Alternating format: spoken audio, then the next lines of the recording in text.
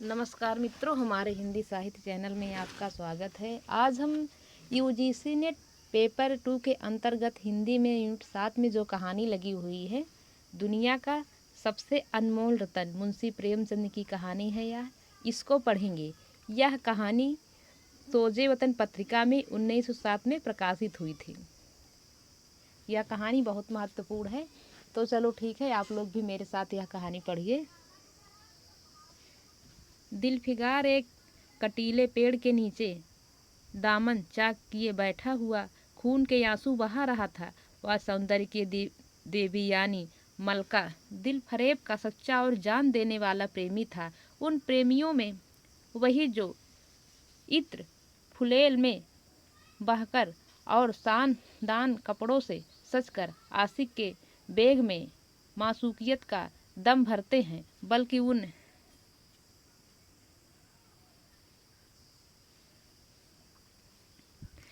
उन सीधे साधे भोले भाले फिरियादियों में से जो जंगल और पहाड़ों से सर टकराते हैं और फरियाद मचाते फिरते हैं।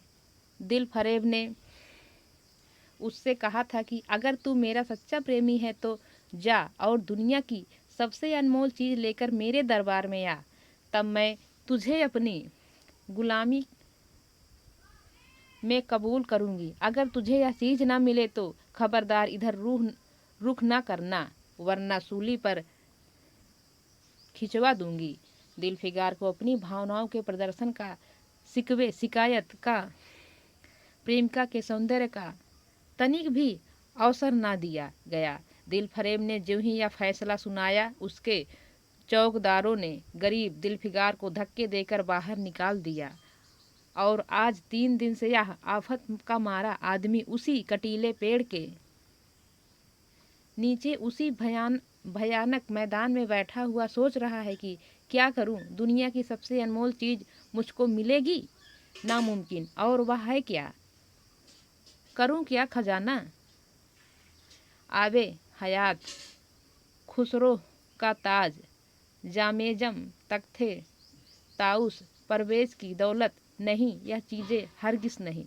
दुनिया में जरूर इससे भी महंगी, इससे भी अनमोल चीज़ें मौजूद हैं, मगर यह क्या है, जैसे मिलेगी या खुदा मेरी मुश्किल क्यों कर आसान होगी।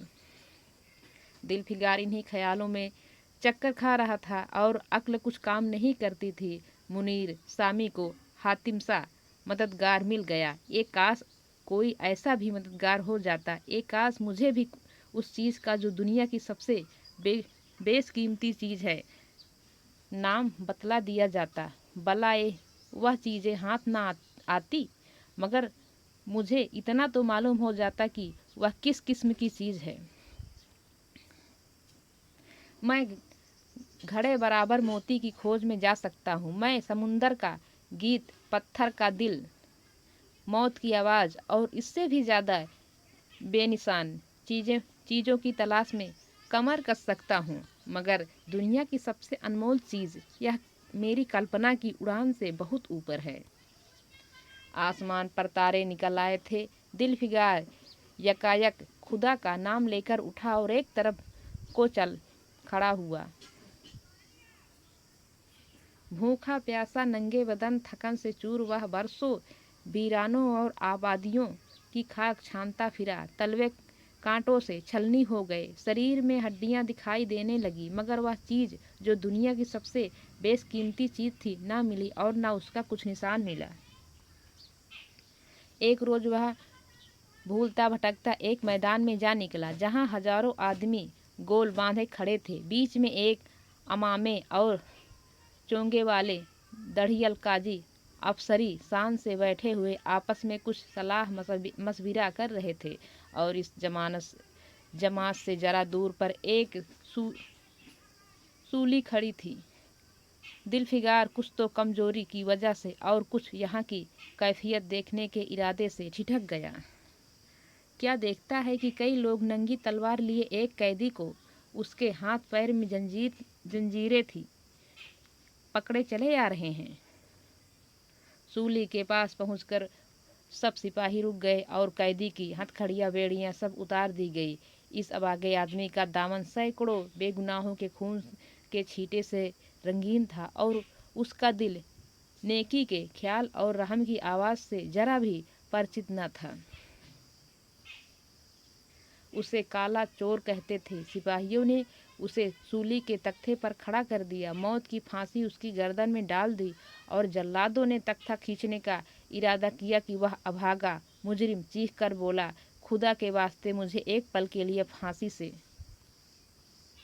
उतार दो ताकि अपने दिल की आखिरी आरजू निकाल लूं। यह सुनते ही चारों तरफ सन्नाटा छा गया। लोग अचंभे में आकर ताकने लगे। काजियों ने एक मरने वाले आदमी की अंतिम याचिका को रद्द करना उचित न समझा और बदनसीब पापी काला चोर जरा देर के लिए फांसी से उतार लिया गया। इसी बीच में एक खूबसूरत भोला भाला लड़का एक छड़ी पर सवार होकर अपने पैरों पर उछल उछल फर्जी घोड़ा दौड़ा रहा था और अपनी सादगी की दुनिया में ऐसा मगन था कि जैसे वह इस वक्त सचमुच अरबी घोड़े का सहसवार है। उसका चेहरा उस सच्ची खुशी से कमल की तरह खिला हुआ था, चंद दिनों के लिए बचपन ही में हासिल होती है और जिसकी याद हमको मरते दम तक नहीं भूलती। उसका दिल अभी तक पाप की गर्द और धूल से अछूता था और मासूमियत उसे अपनी गोद में खिला रही थी। बदनसीब काला चोर फांसी से उतरा। हजारों आंखें उस पर गड़ी हुई थी। वह उस लड़के के पास आया और उसे गोद में उठाकर प्यार करने लगा। उसे इस वक्त वह जमाना याद आया जब वह खुद ऐसा ही भोला भाला, ऐसा ही खुशवा खुर्रम और दुनिया की गंदगियों से ऐसा ही पाक साफ था। माँ गोदियों में खिलाती थी, बाप बलाएं लेता था और सारा कुनबा जान न्योछावर करता था। आह, काले चोर के दिल पर इस वक्त बीते हुए दिनों की याद का इतना असर हुआ कि उसकी आंखों से जिन्होंने दम तोड़ती हुई लाशों को तड़पते देखा है और न झपकी आंसू का एक कतरा टपका पड़ा। आंसू का एक कतरा टपक पड़ा। दिलफिगार ने लपक कर उस अनमोल मोती को हाथ में ले लिया और उसके दिल ने कहा, बेशक यह दुनिया की सबसे अनमोल चीज़ है जिस पर तख्ते ताऊत और जामेजम और आबे हयात और जरे परवेज सब न्योछावर हैं। इस ख्याल से खुश होता कामयाबी की उम्मीद में सरमस्त दिलफिगार अपनी मासूका दिलफरेब के शहर मीनोसाबाद को चला मगर ज्यों ज्यों मंजिलें तय होती जाती थी उसका दिल बैठा जाता था कि कहीं उस चीज़ की जिसे मैं दुनिया की सबसे बेशकीमती चीज़ समझता हूँ दिलफरेब की आंखों में कद्र न हुई तो मैं फांसी पर चढ़ा दिया जाऊँगा और इस दुनिया से नामुराद जाऊँगा। लेकिन जो हो सो हो, अब तो किस्मत आजमाई है। आखिरकार वह पहाड़ और दरिया तय करते वह शहर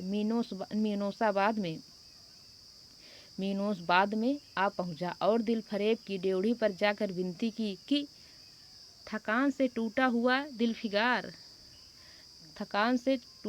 दिलफिगर खुदा के फजल से हुक्म की तालीम करके आया है और आपके कदम चूमना चाहता है। दिलफरेब ने फौरन अपने सामने बुला भेजा और एक सुनहरे पर्दे की ओट से फरमाइश की कि वह अनमोल चीज पेश करो। दिलफिगार ने आशा और भय की एक विचित्र मनः स्थिति में वह बूंद पेश की और उसकी सारी कैफियत बहुत पुरअसर लफ्जों में बयान की। दिलफरेब ने पूरी कहानी बहुत गौर से सुनी और वह भेंट हाथ में लेकर जरा देर तक गौर करने के बाद बोली, दिलफिगार, बेशक तूने दुनिया की एक बेशकीमती चीज़ ढूंढ निकाली। तेरी हिम्मत और तेरी सूझबूझ की दाद देती हूँ, मगर यह दुनिया की सबसे बेशकीमती चीज़ नहीं है। इसलिए तू यहाँ से जा और फिर कोशिश कर, शायद अब की तेरे हाथ वह मोती लगे और तेरी किस्मत में मेरी गुलामी लिखी हो। जैसा कि मैंने पहले ही बतला दिया था, मैं तुझे फांसी पर चढ़वा सकती हूँ, मगर मैं तेरी जाबख्शी करती हूँ इसलिए कि तुझमें वह गुण मौजूद है जो मैं अपने प्रेमी में देखना चाहती हूँ, और मुझे यकीन है कि तू जरूर कभी न कभी कामयाब होगा। नाकाम और नामुराद दिलफिगार इस मासूकाना इनायत से जरा दिलेर होकर बोला, ए दिल की रानी, बड़ी मुद्दत के बाद तेरी ड्योढ़ी पर सजदा करना नसीब होता है। फिर खुदा जाने ऐसे दिन कब आएंगे। क्या तू अपने जान देने वाले आशिक के बुरे हाल पर तरस न खाएगी? और क्या तू अपने रूप की एक झलक दिखाकर इस जलते हुए दिलफिगार को आने वाली सख्तियों को झेलने की ताकत ना देगी? तेरी एक मस्त निगाह के नशे में चूर होकर मैं वह कर सकता हूँ जो आज तक किसी ने ना बन पड़ा हो, जो आज तक किसी से ना बन पड़ा हो। दिल फरेब आशिक की यह चाव भरी बातें सुनकर गुस्सा हो गई और हुक्म दिया कि इस दीवाने को खड़े खड़े दरबार से निकाल दो। चौकीदार ने फौरन गरीब दिलफिगार को धक्का देकर यार के कूचे से बाहर निकाल दिया। कुछ देर तक तो दिलफिगार अपने निष्ठुर प्रेमिका की इस कठोरता पर आंसू बहाता रहा, और फिर वह सोचने लगा कि अब कहाँ जाऊँ। मुद्दतों रास्ते नापते और जंगलों में भटकने के बाद आंसू की यह बूंद मिली थी। अब ऐसी कौन सी चीज़ है जिसकी कीमत इस आबदार मोती से ज़्यादा हो। हजरते खिज, तुमने सिकंदर को आबे हयात के कुएं का रास्ता दिखाया था, क्या मेरी बाह ना पकड़ोगे? सिकंदर सारी दुनिया का मालिक था, मैं तो एक बेघर-बार मुसाफिर हूँ। तुमने कितनी ही डूबती किश्तियाँ किनारे लगाए हैं, मुझ गरीब का बेड़ा भी पार करो। ऐ आली मुकाम जिबरील, कुछ तुम ही इस नीम जान दुखी आशिक पर तरस खाओ। तुम खुदा के एक खास दरबारी हो, क्या मेरी मुश्किल आसान ना करोगे? गरज यह है कि दिलफिगार ने बहुत फरियाद मचाई, मगर उसका हाथ पकड़ने के लिए कोई सामने न आया। आखिर निराश होकर वह पागलों की तरह दोबारा एक तरफ को चल खड़ा हुआ। दिलफिगार ने पूरब से पश्चिम तक और उत्तर से दक्षिण तक कितने ही जंगलों और वीरानों की खाक छानी। कभी बर्फीलिस्तानी चोटियों पर सोया, कभी डरावनी घाटियों पर भटकता फिरा, मगर जिस चीज़ की धुन थी वह ना मिली। यहाँ तक कि उसका शरीर हड्डियों का एक ढांचा रह गया। एक रोज वह शाम के वक्त किसी नदी के किनारे खस्ता हाल पड़ा हुआ था। बेखुदी के नशे से चौका तो क्या देखता है कि चंदन की एक चिता बनी हुई है और उस पर एक युवती सुहाग के जोड़े पहने सोलहों श्रृंगार किए बैठी है। उसकी जांघ पर उसके प्यारे पति का सर है। हजारों आदमी गोल बांधे खड़े हैं और फूलों की वर्षा कर रहे हैं। यकाएक चिता में से खुद ब खुद एक लपट उठी। सती का चेहरा उस वक्त एक पवित्र भाव से आलोकित हो रहा था। चिता की पवित्र लपटें उसके गले से लिपट गई और दम में वह फूल सा शरीर राख कर ढेर हो गया। प्रेमिका ने अपने को प्रेमी पर न्यौछावर कर दिया और दो प्रेमियों के सच्चे पवित्र अमर प्रेम की अंतिम लीला आंखों से ओझल हो गई।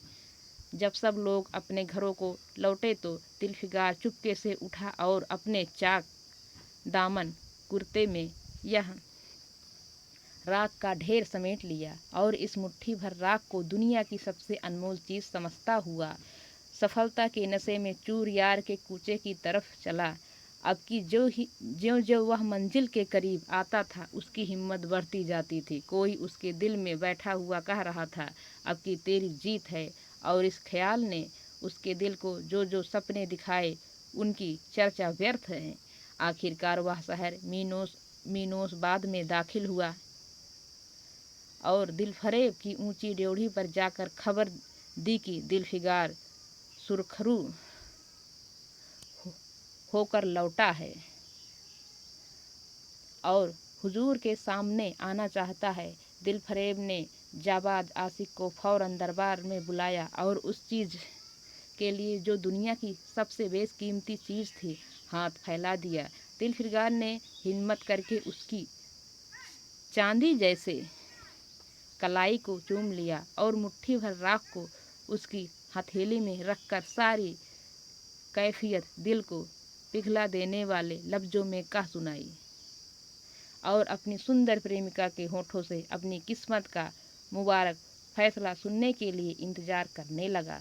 दिलफरेब ने उस मुट्ठी भर राख को आंखों से लगा लिया और कुछ देर तक विचारों के सागर में डूबे रहने के बाद बोली, ए जान निछावर करने वाले आशिक दिलफिगार, बेशक यह राख जो तू लाया है, जिसमें लोहे को सोना कर देने की सिफत है, दुनिया की बहुत बेशकीमती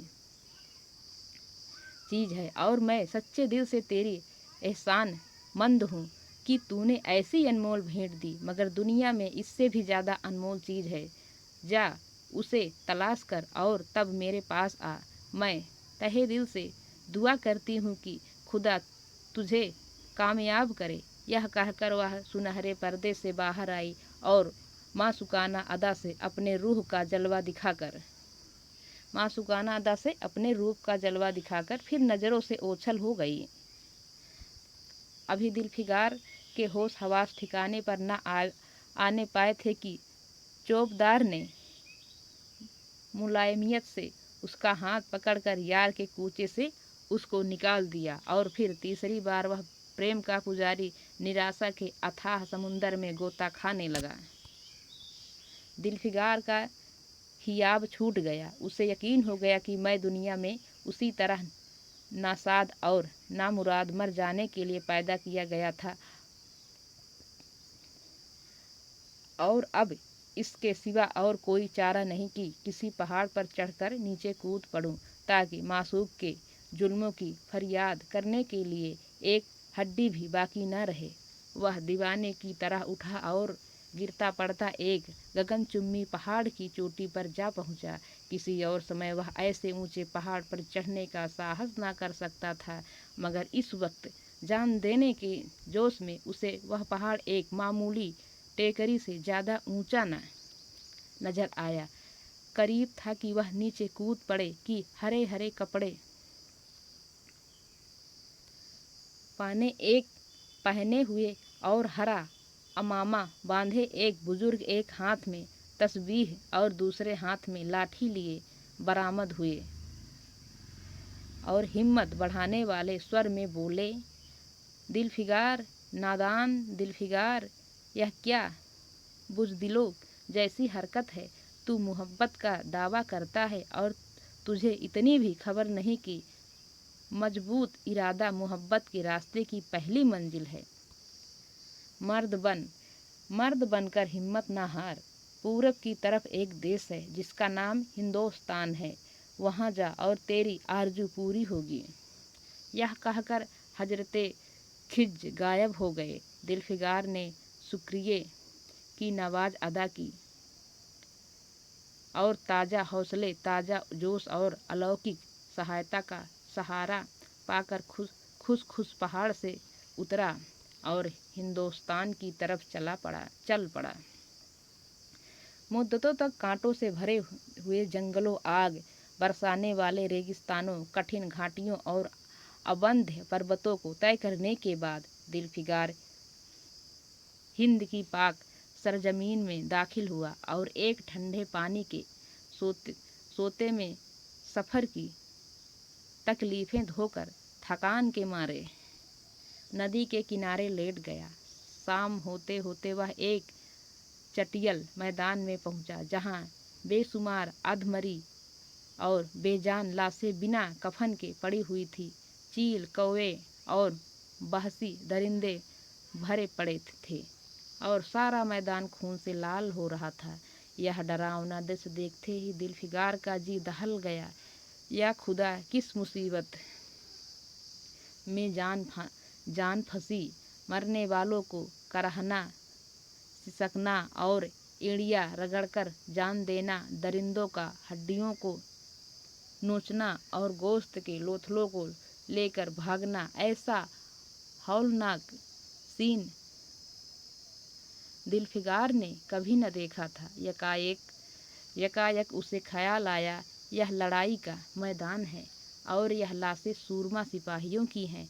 इतने में करीब से कराहने की आवाज़ आई। दिलफिगार उस तरफ फिरा तो देखा कि एक लंबा तगड़ा आदमी, जिसका मर्दाना चेहरा जान निकलने की कमजोरी से पीला हो गया है, जमीन पर सर झुकाए पड़ा हुआ है। सीने से खून का फव्वारा जारी है, मगर आबदार तलवार की मूठ पंजे से अलग नहीं हुई। दिलफिगार ने एक चीथड़ा लेकर घाव के मुंह पर रख दिया ताकि खून रुक जाए और बोला, ए जमा मर्द तू कौन है? जमा मर्द तू कौन है? जमा मर्द ने यह सुनकर आंखें खोली और वीरों की तरह बोला, क्या तू नहीं जानता मैं कौन हूँ? क्या तूने आज इस तलवार की काट नहीं देखी? मैं अपनी माँ का बेटा और भारत माँ का सपूत हूँ। यह कहते कहते उसकी त्योरियों पर बल पड़ गए। पीला चेहरा गुस्से से लाल हो गया और आबदार शमशीर फिर अपना जौहर दिखाने के लिए चमक उठी। दिलफिगार समझ गया कि यह इस वक्त मुझे दुश्मन समझ रहा है। नरमी से बोला, ऐ जवां मर्द, मैं तेरा दुश्मन नहीं हूँ। अपने वतन से निकला हुआ एक गरीब मुसाफिर हूँ। इधर भूलता भटकता आ निकला। बराए मेहरबानी मुझसे यहाँ की कुल कैफियत बयान कर। यह सुनते ही घायल सिपाही बहुत मीठे स्वर में बोला, अगर तू मुसाफिर है तो आ और मेरे खून से तर पहलू में बैठ जा, क्योंकि यही 2 अंगुल जमीन है जो मेरे पास बाकी रह गई है और जो सिवाय मौत के कोई नहीं छीन सकता। अफसोस मैं कि तू यहाँ ऐसे वक्त में आया जब तेरा आतिथ्य सत्कार करने के योग्य नहीं। हमारे बाप दादा का देश आज हमारे हाथ से निकल गया और इस वक्त हम बेवतन हैं, मगर पहलू बदलकर हमने हमलावर दुश्मन को बता दिया, जो लाशें तू देख रहा है यह उन लोगों की है जो इस तलवार के घाट उतरे हैं। मुस्कुराकर और गो कि मैं बेवतन हूँ, मगर गनीमत है कि दुश्मन की जमीन पर नहीं मर रहा हूँ। सीने के घाव से चिथड़ा निकालकर, क्या तूने यह मरहम रख दिया? खून निकलने दे, इसे रोकने से क्या फायदा? क्या मैं अपने ही देश में गुलामी करने के लिए जिंदा रहूं? नहीं, ऐसी जिंदगी से मर जाना अच्छा है। इससे अच्छी मौत मुमकिन नहीं। जमा मर्द की आवाज़ मध्यम हो गई, अंग ढीले पड़ गए, खून इतना ज़्यादा बहा कि खुद ब खुद बंद हो गया। रह रह कर एकाध बूंद टपक पड़ता था। आखिरकार सारा शरीर बेदम हो गया। दिल की हरकत बंद हो गई और आंखें मुंद गई। दिलफिगार ने समझा अब काम तमाम हो गया कि मरने वाले ने धीमे से कहा, भारत माता की जय, और उसके सीने से खून का आखिरी कतरा निकल पड़ा। एक सच्चे देश प्रेमी और देशभक्त ने देशभक्ति का हक अदा कर दिया। दिलफिगार पर इस दृश्य का बहुत गहरा असर पड़ा और उसके दिल ने कहा, बेशक दुनिया में खून के इस कतरे से ज़्यादा अनमोल चीज़ कोई नहीं हो सकती। उसने फौरन खून की बूंद को, जिसके आगे यमन का लाल हेच भी है, हाथ में ले लिया और इस दिलेर राजपूत की बहादुरी पर हैरत करता हुआ अपने वतन की तरफ रवाना हुआ और सख्तियाँ झेलता हुआ आखिरकार बहुत दिनों के बाद रूप की रानी मलका दिलफरेब की ड्योढ़ी पर जा पहुँचा और पैगाम दिया कि दिलफिगार सुरखरू और कामयाब होकर लौटा है और दरबार में हाजिर होना चाहता है। दिलफरेब ने उसे फौरन हाजिर होने का हुक्म दिया। खुद हस्बे मालूम सुनहरे पर्दे की ओट में बैठी और बोली, दिलफिगार, अब कि तू बहुत दिनों के बाद वापस आया है। ला दुनिया की सबसे बेशकीमती चीज़ कहाँ है? दिलफिगार ने मेहंदी रची हथेलियों को चूमते हुए खून का कतरा उस पर रख दिया और उसकी पूरी कैफियत पुरजोश लहजे में कह सुनाई। वह खामोश भी न होने पाया था कि यकायक यह सुनहरा पर्दा हट गया और दिलफिगार के सामने हुस्न का एक दरबार सजा हुआ नजर आया, जिसकी एक एक नाजनीन जुलेखा से बढ़कर थी। दिलफरेब बड़ी शान के साथ सुनहरी मसनद पर शोभित हो रही थी। दिलफिगार हुस्न का यह तिलिस्म देखकर अचंभे में पड़ गया और चित्रलिखित सा खड़ा रहा कि दिलफरेब मसनद से उठी और कई कदम आगे बढ़कर उससे लिपट गई। गाने वालियों ने खुशी के गाने शुरू किए, दरबारियों ने दिलफिगार को नजरें भेंट की और चांद सूरज को बड़ी इज्जत के साथ मसनद पर बैठा दिया। जब वह लुभावना गीत बंद हुआ तो दिलफरेब खड़ी हो गई और हाथ जोड़कर दिलफिगार से बोली, ऐ जानिसार आशिक दिलफिगार, तेरी दुआएं अब आई और खुदा ने मेरी सुन ली और तुझे कामयाब व सुरखरू किया। आज से तू मेरा मालिक है और मैं तेरी लौंडी। यह कहकर उसने एक रत्न जड़ित मंजूसा मंगाई और उसमें से एक तख्ती निकाली जिस पर सुनहरे अक्षरों से लिखा हुआ था, खून का वह आखिरी कतरा जो वतन की हिफाजत में गिरे दुनिया की सबसे अनमोल चीज़ है। तो इस तरह यह कहानी समाप्त होती है। इस कहानी में देश प्रेम को दिखाया गया है और यह कहानी बहुत महत्वपूर्ण है, इसलिए आप लोग इस कहानी को ज़रूर पढ़िएगा। अगर आपको यह कहानी अच्छी लगती है तो मेरे चैनल को लाइक और सब्सक्राइब करिए। तो नमस्कार।